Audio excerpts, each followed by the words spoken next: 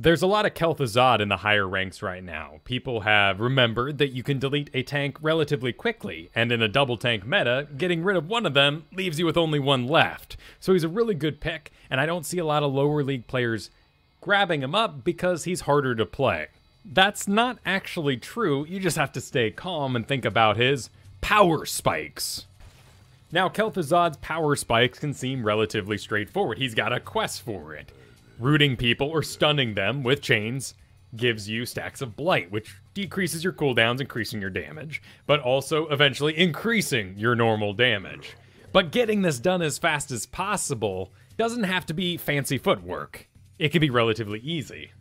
One of the first things you can do is make it easy for yourself in the draft. Find those Arthuses, Gul'dans, Zul'jins, these characters that love to stand still, or often do stand still, because of their clunkiness or the way their kit works. They're relatively larger targets, making hitting them with the Frost Nova Circle and the chain just worlds easier. But you can also have the dream scenario of perhaps fighting a Samuro, and fighting illusions that stand nice and still against you, or even a Nova puts out a decoy close to you to scout a little bit for some sight, and you just shoot that thing right away with a chain, knowing you'll get a stack for it. Remember too, on your quest here, it's not the chains connecting, it's only the connects on a hero, so if you do a double hero sandwich, chain, two heroes, and they slam together, that's 2 stacks. But you get one chain and then throw someone into a building, you don't get an additional stack for that. So using illusions is very powerful. You also might have the dream scenario fighting someone like Rexxar in lane, who has Misha right there, who is often controlled rather clumsily.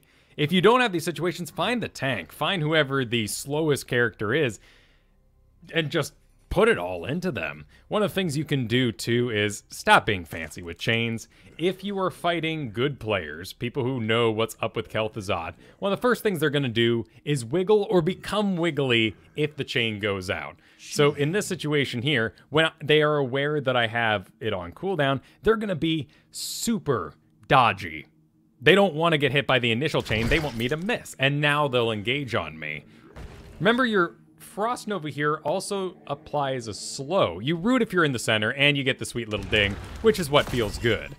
But you can also use the slow part of it. If we're imagining I'm fighting Stitches here in lane, I can give him a sort of leading Nova that would stop him from backing up, but also will apply the slow in a favorable position that'll make him easier to hit. Always apply a slow if you can before aiming a skill shot, because then they'll be moving slower and your skill shot is easier.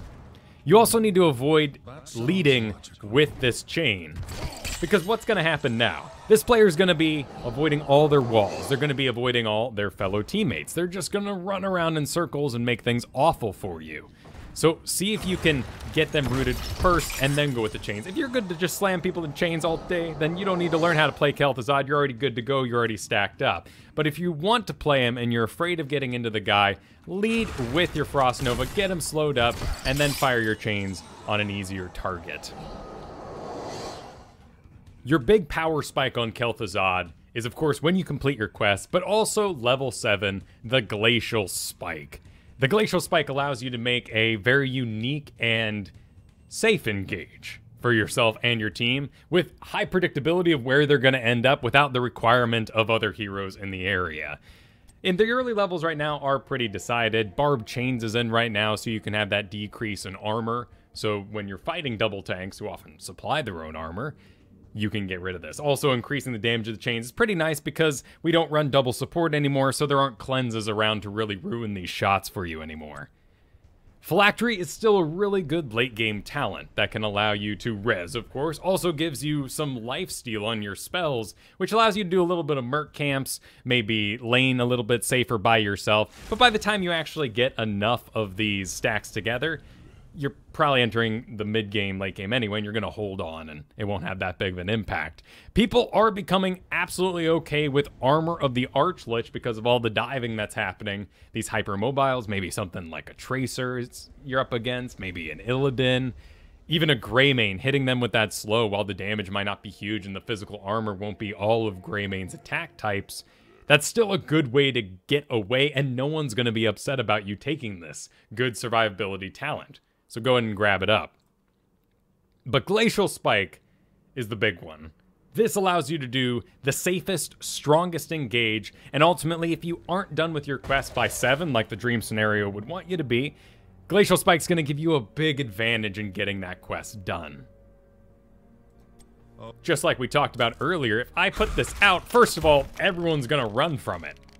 Even worse, I could put it out and then throw a chain on it, and now everybody's going to avoid the range of this thing, and no one's going to interact with it. The real way to get this off in the simplest way possible is to hit your target during combat some other time, then get the thing up and connect it there. That means it's a little unexpected still. This is actually a really surprising move to a lot of people, particularly if in the lower leagues. You're not going to see this type of thing, and you can get a real surprise factor on the enemy team.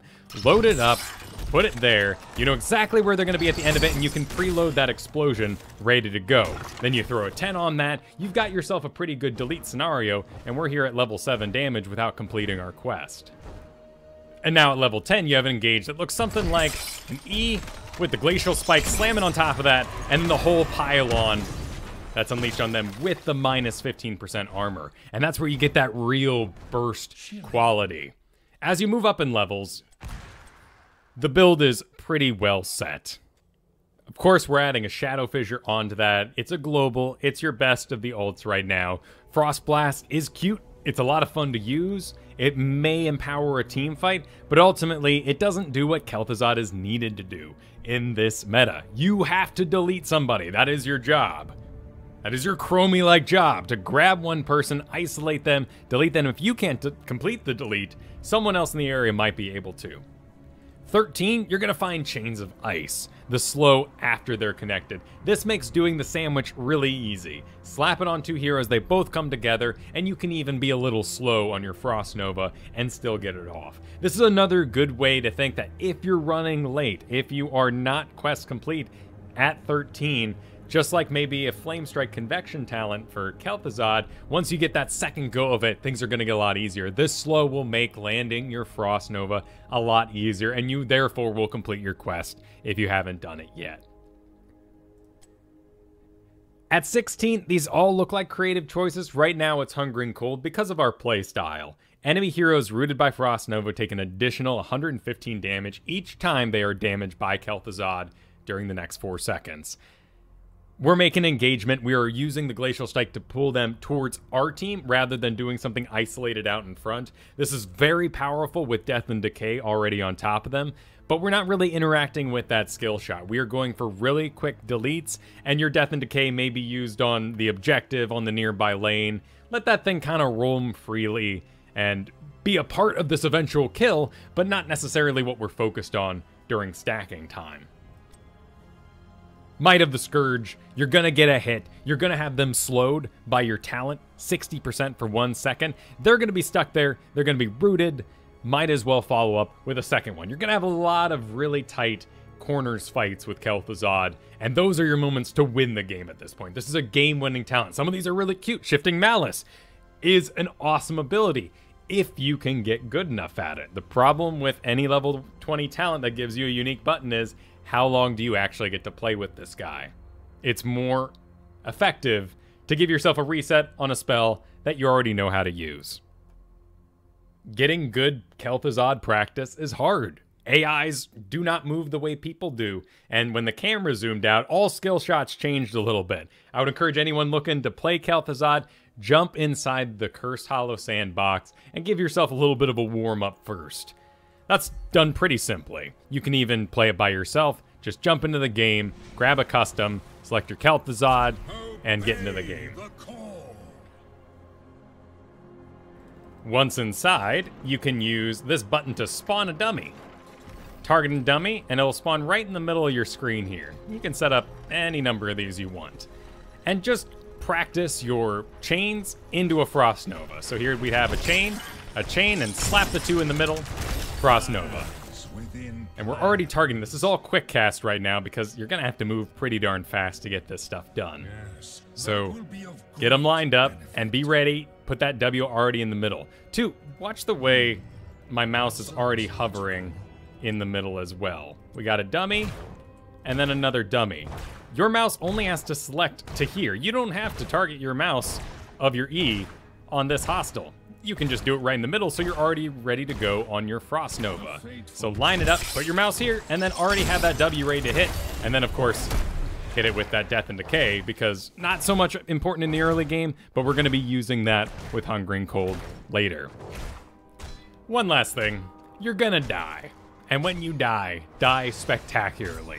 Use an Alt W. Hold down that Alt button, click W, and put that right under your feet. People are gonna jump all over you, and as you run away, it's a really good way to guarantee you at least get a stack as you go down. In fact, I mean, as you do, make sure they're pursuing you, give them a little bit of a chains, and just throw that under your feet and see if you can get something on your way out. Oftentimes you will, and maybe even your team will clean up the rest of it for you.